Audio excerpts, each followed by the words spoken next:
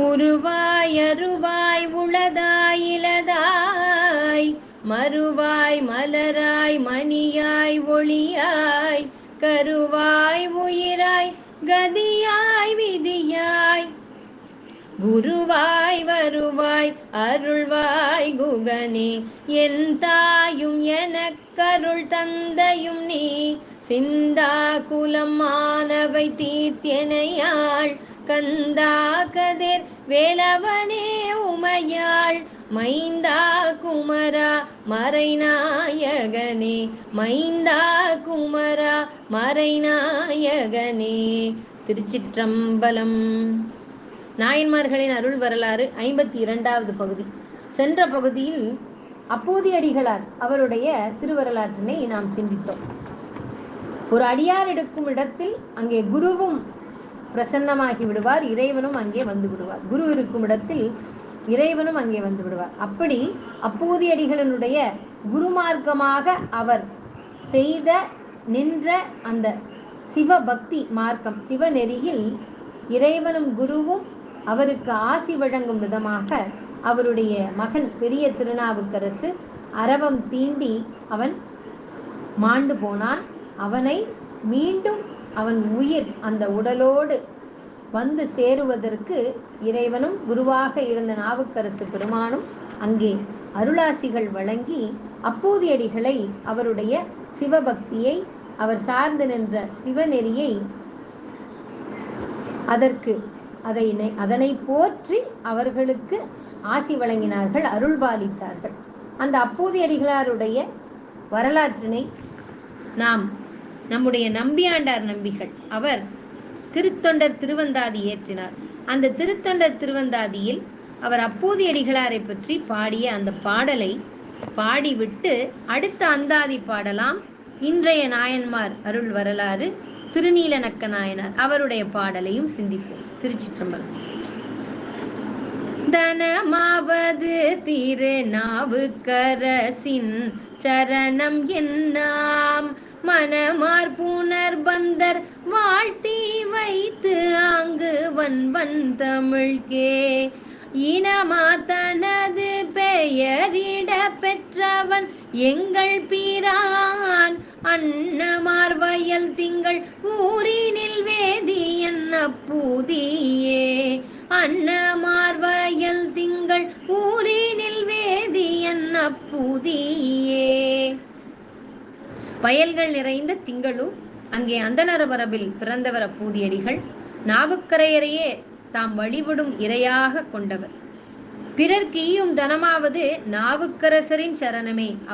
அவருடைய திருவடி நீழலில் வீற்றிருந்து அத்துணை அறச்செயல்களையும் செய்து வந்தார் அப்பூதியடிகள். அப்பெருமானாரின் சிறந்த தமிழுக்கு அடிமையாகி தன் மக்களுக்கும் அப்பெரியவரினுடைய பெயரையே வைத்து அழைத்த பேராளர் நம்முடைய அப்பூதியடிகள். ஆக குருவினுடைய திருவடி செல்வத்தையே பெரும் செல்வமாக அருட்செல்வமாக பெற்று சிவகதி அடைந்தவர் அப்பூதியடிகளார். அவருடைய திருவடிகளை வணங்கி இன்றைக்கு திருநீலநக்க நாயனார் அவரை பற்றிய நம்பியாண்டார் நம்பிகளுடைய பாடல், அவருடைய வரலாற்றினுடைய சுருக்கம், பின்பு பெரிய புராணத்தின் வழி ராஜகோபாலாச்சாரியாருடைய உரைநடை வச்சனத்தின் வாயிலாக விரிவாக அவருடைய அருள் வரலாறு. பூதி பூயத்தர் பூயத்தில் சீலந்தி புகழும் அஞ்சி ஊதி துமிந்த மனைவியை நீப்ப உப்பால எல்லாம் பேதித்தெழுந்தன கானென்று பிஞ்சகன் காட்டும் அவன் நீதித்திகள் சாத்தை நீலநக்கன் என்னும் வேதியனே நீதித்திகள் சாத்தை நீலநக்கன் என்னும் வேதியனே. திருச்சிற்றம்பலம். வேதம் நம்முடைய இந்த நிலப்பரப்பில் உள்ள அத்துணை சமயங்களுக்கும் பொது. இந்த நாயன்மார் பெருமக்களில் பல அந்தணர் பெருமக்களும் உண்டு. அவர்களெல்லாம் வேதத்தை பொதுவாகவும் சிறப்பாக சிவ ஆகமங்களை அதனை தன்னுடைய பக்தி மார்க்கமாக கொண்டு சிவபெருமானிடம் பக்தி பூண்டு சிவனடியார்களுக்கு தொண்டு செய்து நமச்சிவாய திருமந்திரத்தினை ஓதி திரு ஆலயங்களுக்கு சென்று அங்கே ஆகம விதிமுறைப்படி பூசனை வழிபாட்டு முறைகளை எல்லாம் மேற்கொண்டு சிவகதி அடைந்தவர்கள். அவர்களில் திருநீலநக்க நாயனார்.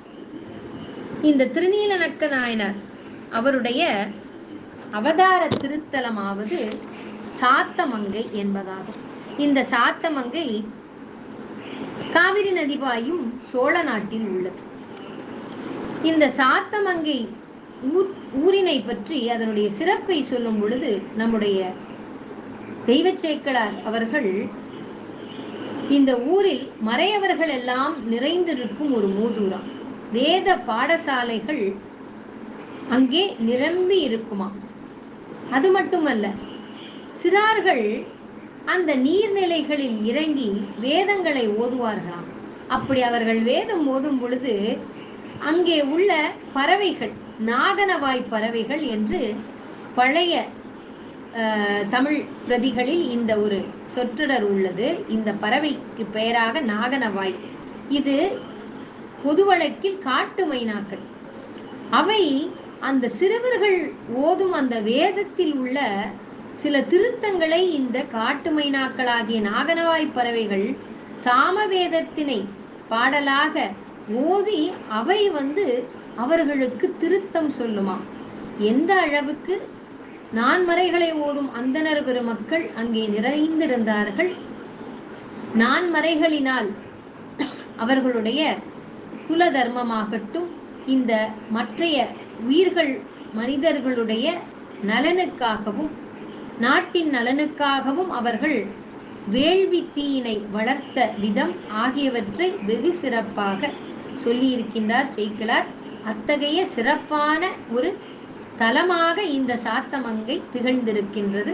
வேதியர்களுக்கு முதன்மையான ஒரு ஊராக இது அமைய பெற்றிருக்கின்றது. இந்த ஊரில் அவதரித்தவர்தான் திருநீலநக்க நாயனார். அந்தணர் குலத்தில் பிறந்தார். சிவபெருமானையும் சிவனடியார்களையும் விரும்பி பாத அர்ச்சனை அவர்களை செய்து அதுவே வேதத்தினுடைய உட்பொருள் என்று கொண்டு கொள்கையாக கொண்டு வாழ்ந்து வந்தவர் திருநீலநக்க நாயனார். அவர் நாள்தோறும் சிவ ஆகம முறைப்படி விதிப்படி சிவபெருமானை பூஜித்து சிவனடியார்களுக்கு திரு அமுது செய்வித்தல் ஆகிய திருப்பணிகளை எல்லாம் செய்து வந்தார். இந்த ஊர் அந்தணர்கள் முதன்மையாக வீற்றிருக்கக்கூடிய ஊர் என்று சொன்னோம் அல்லவா. அங்கே முத்தி வளர்த்தார்கள் அந்தணர் பெருமக்கள்.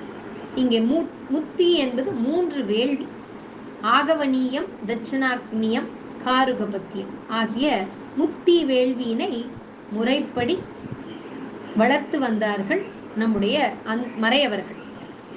இப்படிப்பட்ட ஒரு காலகட்டத்தில் திருவாதிரை திருநாள் அன்று திருநீலநக்க நாயனார் சிவாகம விதிப்படி அங்கே உள்ள அயவந்திநாதர், அங்கே இருக்கும் தலத்தின் உள்ள ஈசனுடைய பெயர் அயவந்திநாதர், ஈஸ்வரியினுடைய பெயர் அங்கே அம்பாள் வீற்றிருக்கிறாள், இறைவனுக்கு உடனாய. அயவந்திநாதர் கோயிலுக்கு செல்ல முற்படுகின்றார் திருநீலநக்கர். இவருடைய மனையாள் அந்த மங்கையர்க்கரசியும் உடன் செல்கின்றார்கள். அந்த ஊரில் உள்ள மங்கையர்கள் அனைவருமே பக்தி நெறியிலும் அறநெறியிலும் சிறந்து விளங்குபவர்களாம். அப்படிப்பட்ட ஒரு காலகட்டத்தில் பூசனைக்கு வேண்டிய அத்துணை பொருட்களையும் எடுத்துக்கொண்டு அயவந்திநாதரை தரிசிக்க செல்கின்றார்கள். அங்கே இறைவனுக்கு பூசனை வழிபாடு எல்லாம் ஆகம விதிப்படி செய்த பின்பும் திருநீலநக்க நாயனாருக்கு இறைவனை வழிபாடு செய்த அந்த ஒரு திருப்தி கிடைக்கவில்லையா. இன்னும் இறைவனை வழிபாடு செய்ய வேண்டும் என்று அவருக்கு ஆவல் மேலோங்கி வந்ததாம். அதனால உட்பிரகாரத்தில் அமர்ந்து கொண்டு இறைவன் திருலிங்க திருமேனி முன் அமர்ந்து கொண்டு பஞ்சாட்சர மந்திரத்தினை ஓதி ஜெபித்து தியானத்தில் அமர்ந்தாராம் திருநீலநக்கனார். அப்பொழுது அங்கே அருகில் இருந்த அவருடைய மனையாள் அங்கே இறைவனுடைய திருலிங்க திருமேனியின் மீது அங்கே சிலந்தி ஒன்று விழுந்ததாம். அதனால் உடனே பதறிய அந்த அம்மையார் லிங்க திருமேனியை தீண்டுவது ஆகாது, அதனால் என்ன செய்தாராம், கையால் தீண்டுவது ஆகாது, அதனால் என்ன செய்தார்களாம், தன்னுடைய வாயினால் காற்றினால் ஊதினார்களாம். அப்படி ஊதும் பொழுது அந்த சிலந்தி அங்கிருந்து அப்புறம் பெயர்ந்து விட்டது. ஆனால் அவர்கள் ஊதும் பொழுது அவருடைய உமிழ்நீரும் அங்கே சற்று தெரித்ததாக எழுதியிருக்கிறார்கள். இதை பார்த்த திருநீலநக்க நாயனாருக்கு கோபம் வெகுண்டெழுந்து அவர் தன்னுடைய மனையாளை மிகுந்த கடிந்து கொண்டாராம். உடனே அவர் என்ன சொன்னாராம், இத்தகைய அனுசிதம் செய்து விட்டாய். உச்சிதம் என்பதனுடைய எதிர்மறைதான் உச்சிதம், அதுதான் அனுசிதம். அப்படி அனுசிதம் நீ செய்து விட்டாய், அதனால் நீ இனி இல்லத்திற்கு வராதே என்று அவளிடம் கோபம் கொண்டு இத்தகைய ஒரு தண்டனையும் கொடுத்துவிட்டு திருநீலநக்க நாயனார் மட்டும் தனது இல்லத்திற்கு சென்று விட்டார். அவர் இல்லத்திற்கு சென்றவுடன் அங்கே அவர் படுத்து உறங்கினார். இங்கே அவருடைய மனையாள் அந்த அம்மையார் ஒரு பதைபதைப்புடன் அச்சத்துடன் கோயிலிலேயே தங்கிவிட்டாராம். அவருக்கு வீட்டிற்கு செல்லவும் பயமாக இருந்ததாம். அந்த ஒரு தருணத்தில் திருநீலநக்க நாயனாருடைய கனவில் அயவந்திநாதர் அவர் தோன்றி தன்னுடைய லிங்க திருமேனியை காட்டியிருக்கின்றார். அந்த லிங்க திருமேனியானது அந்த சிலந்தி இருந்த இடத்தை தவிர மற்ற இடங்களிலெல்லாம் இறைவனுடைய திருமேனியின் மீது கொப்பளங்கள் இருந்ததாம். சிலந்தியினுடைய விஷம் பட்டதனால் அது தீண்டி இருந்தால் எப்படி ஒரு கொப்பளங்கள் ஏற்பட்டிருக்குமோ அப்படி எல்லா இடத்திலும் கொப்பளம், ஆனால் அந்த இடத்தில் மட்டும் இல்லையா. ஆக தன்னுடைய திருமேனிக்கு எந்த ஒரு அனுசிதமும் ஏற்பட்டு விடக்கூடாது என்ற அன்பினால் பயபக்தியினால் அந்த அம்மையார் செய்த அந்த ஒரு பக்தி பாவமானது பாங்கானது எந்த ஒரு தவறும் இல்லை என்பதனை இறைவனே இவர் நாயனாருக்கு உணர்த்த உடனே அவர் எழுந்து ஆனந்த கூத்து ஆடினாராம். ஏன், கனவிலும் இறைவனுடைய தரிசனம் கிடைத்து விட்டதல்லவா, அதனால் அப்படி ஒரு ஆனந்தமாம் அவருக்கு நம்முடைய திருநீலநக்க நாயனார். உடனே அவர் கோயிலுக்கு சென்று தன்னுடைய மனையாளை மீண்டும் இல்லத்திற்கு அழைத்து வந்தாராம் திருநீலநக்க நாயனார். இப்படி பக்தி செய்து கொண்டிருக்கும் நாயனார் அவருடைய ஊருக்கு ஞானசம்பந்த பெருமான் வருகின்றார். ஞானசம்பந்த பெருமான் வருவதை அறிந்தவுடன் அவரோடு எத்தனை சிவனடியார்கள் வருவார்கள், அவர்கள் அத்துணை பேரையும் தன்னுடைய இல்லத்திற்கு அழைத்து அவர்களுக்கெல்லாம் அத்துணை உபச்சாரங்களையும் செய்து திரு அமுது செய்வித்தாராம் திருநீலநக்க நாயனார். அவருடைய வீடும் ஆகட்டும், அந்த வீடு இருந்த அந்த வீதிகள் எல்லாம் அலங்கார தோரணங்களாலும் வாழை மரங்களாலும் பூக்களாலும் பந்தல்களாலும் அலங்கரிக்கப்பட்டிருந்ததாம். சிறப்பான ஒரு உபச்சாரத்துடன் ஞானசம்பந்த பெருமானும் அடியார்களும் வரவேற்கப்பட்டு அவர்கள் இவருடைய இல்லத்தில் தங்கியிருந்தார். அந்த சமயத்தில் ஞானசம்பந்தர் அவர் இல்லத்தில் தங்கி விருந்து உண்டார். எல்லோரும் அமுதுண்ட பின்னர் ஞானசம்பந்தருடன் பல அடியார்கள் வந்திருந்தார்கள் அல்லவா, அவர்களில் முக்கியமான ஒரு அடியார் அவருடைய மனையாள். அவர்கள் யார்? திருநீலகண்ட யாழ்ப்பாணர், அவருடைய மனையாள் மதங்க சூளாமணி. இவர்கள் இருவர் அவர் பாணர் பரம்பரையை சேர்ந்தவர். அவர் ஞானசம்பந்த பெருமானோடு அவர் எல்லா திருத்தலங்களுக்கும் இவரும் உடன் சென்று தன்னுடைய யாழின் வாயிலாக ஞானசம்பந்த பெருமான் பாடும் தேவார பதிகங்களை யாழில் மீட்டுபவர் திருநீலகண்ட யாழ்ப்பாணர். இந்த ஒரு தருணத்தில் ஞானசம்பந்தர் ஒரு சமயம் யாழ்ப்பாணருடைய சொந்த ஊருக்கு செல்லும் பொழுது அவருடைய யாழ்ப்பாணர் திருநீலகண்ட யாழ்ப்பாணருடைய உறவினர்கள் எல்லாம் இவரை நினைத்து, அவருடைய உறவினர் அல்லவா, அதனால் இவர் யாழ் மீட்டும் அந்த ஒரு திறமையையும் ஆற்றலை பெருமையாக பேசி விடுவார்களாம். உடனே யாழ்ப்பாணருக்கு மிகவும் வருத்தம் நேரிட்டு விடுமா. ஞானசம்பந்த பெருமானிடம் சென்று என்னால் யாழில் மீட்ட முடியாத ஒரு தேவார பதிகத்தினை பாடுங்கள் என்று கேட்பாராம். உடனே ஞானசம்பந்த பெருமான் ஒரு பதிகம் பாடுவார். அந்த பதிகத்தினை திருநீலகண்ட யாழ்ப்பாணரால் யாழில் மீட்டவே முடியாது. அப்படி ஒரு வரலாற்று செய்தியும் உண்டு. அப்படி ஞானசம்பந்தர் மீது எல்லையில்லா பக்தி கொண்டவர். ஞானசம்பந்த பெருமானும் எத்தகைய அன்பு வைத்திருந்தார் என்பதை நாம் இங்கு காணலாம். அப்பொழுது திருஞான சம்பந்தர் அழைக்கின்றார் திருநீலநக்க நாயனாரை. திருநீலநக்கனார் விரைந்து வந்து வணங்கி நின்றாராம். அவரை நோக்கி ஞானசம்பந்தர், திருநீலகண்ட பெரும்பாணர் இன்று இரவு இங்கு தங்குவதற்கு ஒரு இடம் கொடுத்தருளும் என்று சொன்னார்களாம். ஏன், அவர் பாணர் பரம்பரையை சேர்ந்தவர். இவர் சிறந்த வைதீக முறைகளை கடைபிடிக்கும் அந்தனர் நம்முடைய திருநீலநக்க நாயனார். அதனால் நீலநக்கர் அந்தனர் ஆக இருப்பதனால் திருநீலகண்ட யாழ்ப்பாணரிடம் ஒருவேளை அவரை தன்னுடைய இல்லத்தில் தங்குவதற்கு இவருக்கு எதுவும் சிந்தனை இருக்கலாம், மாறுபட்ட சிந்தனை இருக்கலாம் என்பதனால் ஞானசம்பந்தர் இப்படி கேட்டார் போல. அந்த ஒரு தருணத்தில் திருநீலநக்க நாயனார் என்ன செய்தாராம், தன்னுடைய வீட்டின் நடுமனையில் வேதிகையில் பூஜை மேடையின் பக்கத்திலேயே யாழ்ப்பாணருக்கு இடமளித்தாராம். உடனே தெய்வச்சேக்கிழார் எழுதியிருக்கிறார், ஓமகுண்டத்தில் உள்ள நித்திய அக்னி, அவர் வைதீகம் செய்யும் வேதியர் அல்லவா, அதனால் அங்கே எப்பொழுதும் அந்த அக்னி மேடை இருக்கின்றது, அந்த அக்னி எரிந்து கொண்டே இருக்கும் அல்லவா, அந்த நித்திய அக்னி முன்னை விட அதிகமாக எழுந்து ஓங்கி நாவிட்டு சுழன்று பிரகாசமாக எரியலாயிற்றான். அத்தகைய சிவபக்தியினால் ஒன்றிணைந்து சிறப்பாக வாழ்ந்து காட்டியிருக்கின்றார்கள் இந்த அருளாளர் பெருமக்கள் எல்லாம். திருநீலநக்க நாயனார் மகிழ்வுற்றாராம். பெரும்பாணர் தம் துணவியாரோடு அங்கேயே அவரும் தங்கினாராம். அன்றிரவு திருநீலநக்கனாரின் வீட்டில் அங்கே இருந்துவிட்டு தங்கிவிட்டு மறுநாள் அயவந்திநாதரை போற்றும் பொழுது திருநீலநக்க நாயனாரினுடைய பெருமையையும் சிறப்பித்து திருப்பதிகம் பாடினார். யார்? நம்முடைய ஞானசம்பந்த பெருமான். அதுதான் இந்த அடியவர் பெருமக்களுடைய சிறப்பு. ஞானசம்பந்தர் எத்தகைய அருளாளர்!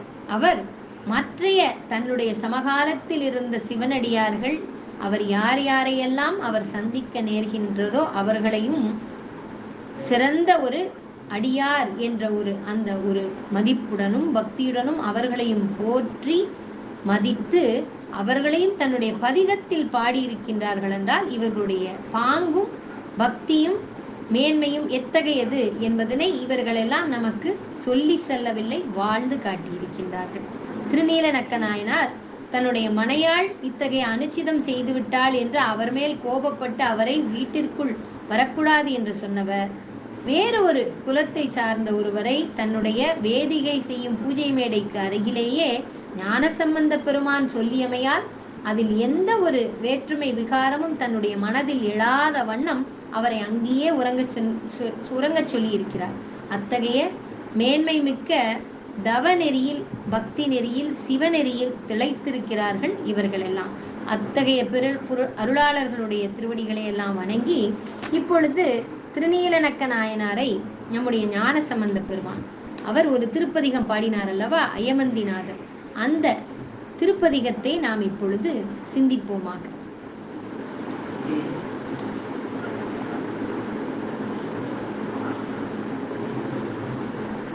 இது சோழ நாட்டு தலம் சாத்தமங்கை என்ற ஊர். அங்கே வீற்றிருக்கும் அயவந்திநாதர்.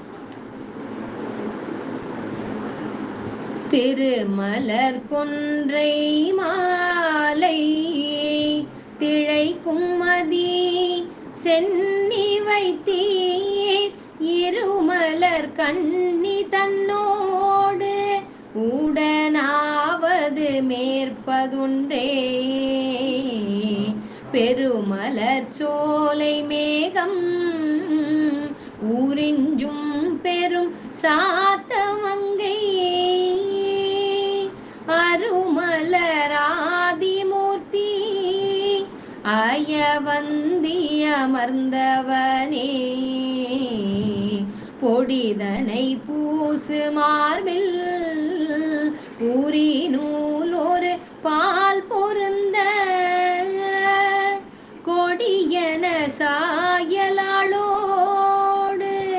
உடனாவதும் கூடுவதே கடிமனம் மல்கினாலும் கமழும் பொழில் சாத்தமங்கை அடிகள் நக்கன் பரவ அயவந்தி அமர்ந்தவனே நூனலம் தங்கு மார்பில் நூகல் நீரணிந்தேரதேரி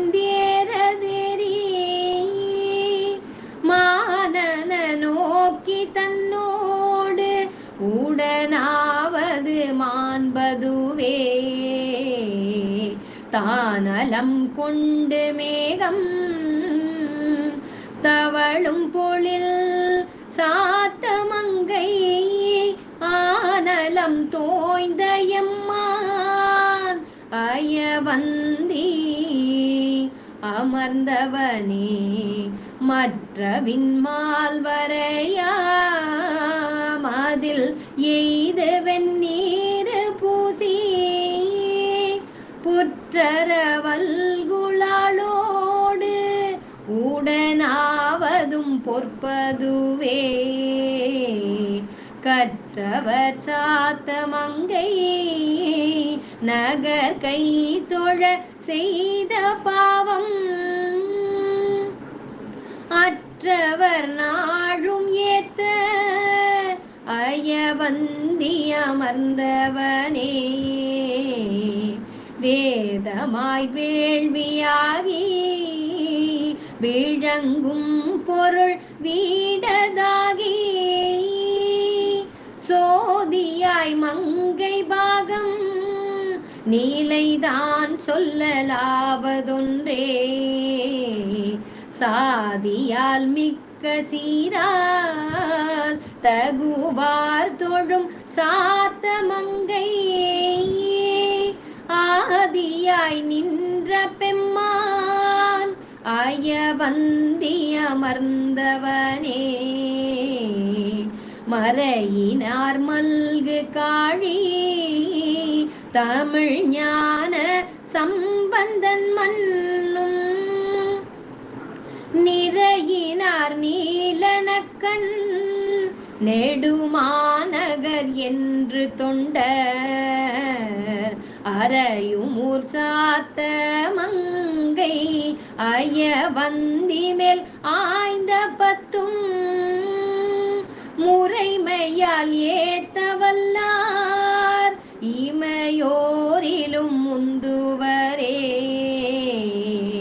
முறைமையால் ஏத்தவல்லார் இமையோரிலும் முந்துவரே. திருச்சிற்றம்பலம். இது சோழ நாட்டில் உள்ளது அயவந்தி என்னும் ஆலயம். இங்கே இறைவன் அயவந்தீஸ்வரர், இறைவி மலர்கண் அம்பிகை. ஞானசம்பந்த பெருமான் ஞானப்பால் அருந்தியவர்.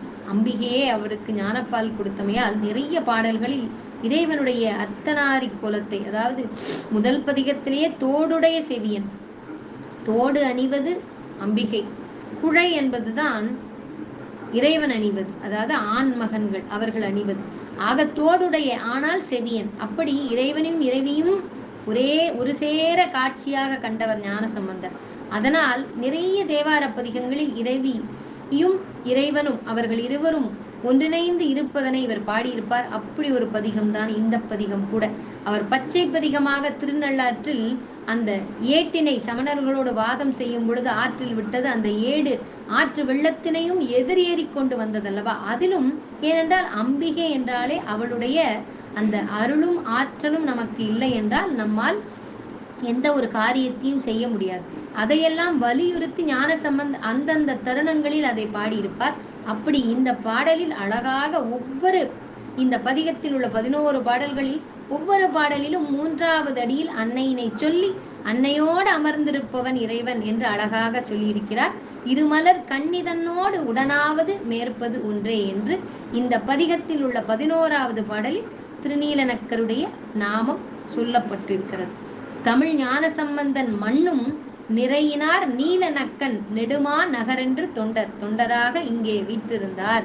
அறையுமூர் சாத்தமங்கை அயவந்தியுமேல் ஆய் பந்த பத்தும் முறைமையால் ஏத்தவல்லார். முறையோடு முதலில் அறநெறி, பின்பு பக்தி நெறி, அதன் பின் தவநெறி, அதன் பின் அது முக்தி நெறிக்கு நம்மை இட்டு செல்லும். அப்படி முறைமையோடு ஏத்த வல்லவர்கள். ஏத்துவது என்பது அந்த ஒரு மார்க்கத்தை நம்மோடு நாம் வேறு அந்த மார்க்கம் வேறு இன்று இல்லாதபடி அதனை நம்முள் இறைவனை பூஜிப்பது, அவனை ஏத்துவது, அவனை புகழ்வது.